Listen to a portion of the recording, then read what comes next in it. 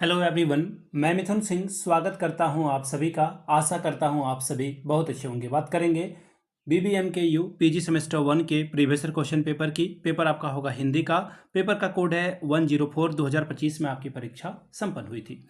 आगे बढ़ें उससे पहले मैं आपको बता दूं, विगत 5 वर्षों के जो प्रश्न पत्र हैं वो सारे क्वेश्चन पेपर की पीडीएफ आपको जो है 69 रुपीज़ में अवेलेबल करा दी जाएगी। दूसरी बात, 199 रुपये में आपको सजेशन प्रोवाइड कर दिया जाएगा। सजेशन क्या होता है? सजेशन यानी कि वेरी वेरी इंपॉर्टेंट क्वेश्चन, ऐसे सवाल जो एग्जाम में बार बार पूछे जाते हैं, आंसर के साथ आपको प्रोवाइड कर दिया जाता है। यहाँ से मेरी ईमेल आईडी आप देख लें, yourmithunSingh@gmail.com पे आप मुझे मेल कर सकते हैं। इंस्टा पे अगर आप डू फॉलो मी @iMithunSingh। बाकी आप मुझे व्हाट्सअप कर सकते हैं 7979054474 पे। तो चलिए हिंदी के क्वेश्चन पेपर को देखते हैं कि 104 का सवाल किस तरह से आया हुआ था। यहाँ से आप देख पाएंगे पीजी सेमेस्टर ये आपका 1 है। 104 का मतलब होता है सेमेस्टर 1 और ये 4 का मतलब होता है पेपर नंबर 4। 2025 में परीक्षा हुई थी, समय मिला था 3 घंटे का, फुल मार्क्स था 70 का। अब यहाँ से देखिए ग्रुप ए की बात करते हैं। कंपलसरी ये ग्रुप है, अनिवार्य है। और पहला ही क्वेश्चन जो है आपका वो 6 सवाल आपसे पूछा जाएगा, एक एक नंबर आपको मिलेगा।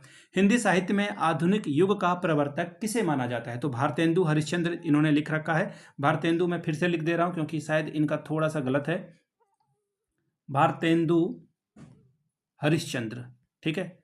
हरिश्चंद्र जो है इसका सही जवाब हो जाएगा, ठीक है। अब अगला सवाल देखिए क्या बोला गया है। वैदेही वनवास काव्य के रचनाकार का नामोल्लेख करें, यानी कि उनका नाम लिखें। अयोध्या प्रसाद, मैं लिख दे रहा हूं, अयोध्या प्रसाद औध, इनका नाम था हरिऔध, एक्चुअली औध नहीं, हरिऔध। इनके द्वारा जो है ये लिखी गई पुस्तक है, ठीक है, काव्य इनकी रचना है। अब अगला सवाल देखिए क्या है। मैथिली शरण गुप्त का जन्म कब हुआ था? इसमें पूछा गया है, तो 1886 बिल्कुल सही है। मानसी काव्य संग्रह में किस कवि की कविताएं संकलित है? तो देखिए मानसी में जो है आपका ये गलत जवाब है, राम नरेश त्रिपाठी जो है इसका सही जवाब हो जाएगा, राम नरेश त्रिपाठी। चलिए अगले सवाल की ओर हम लोग बढ़ेंगे। अगला सवाल देखिए क्या है।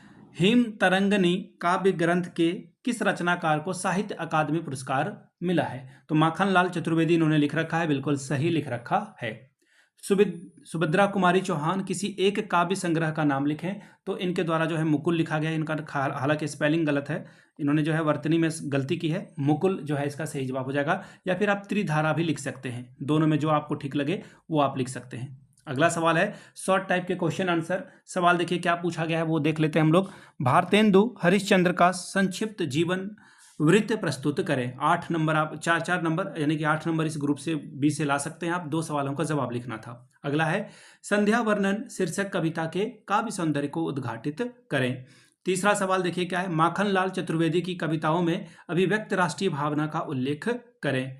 अगला सवाल देखिए, एक्चुअली एक पेज मिसिंग है इसलिए आपको पूरा नहीं दिखेगा।